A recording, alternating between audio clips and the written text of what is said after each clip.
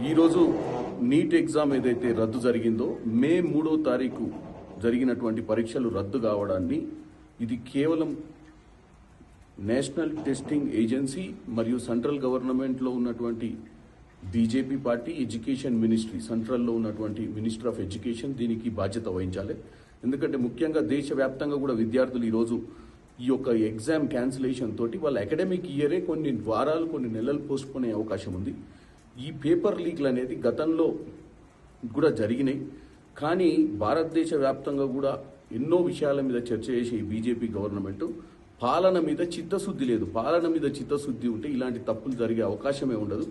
కానీ పెద్ద పెద్ద విషయాలు మాట్లాడతారు, దేశంలో పురోగతి గురించి మాట్లాడతారు, కానీ బేసిక్ ఫండమెంటల్స్ పరీక్షల నిర్వహణ, విద్యార్థుల భవిష్యత్తు, సామాన్యుని అవసరాల గురించి మాత్రం ఎప్పుడు మాట్లాడరు. ఎప్పుడు కూడా జరుగుతున్నటువంటి తప్పుల్ని కరెక్ట్ చేసే విధానంలో కూడా వెనుకబడిపోయారు బీజేపీ. డెఫినెట్గా దీనికి బాధ్యత వహించాలి.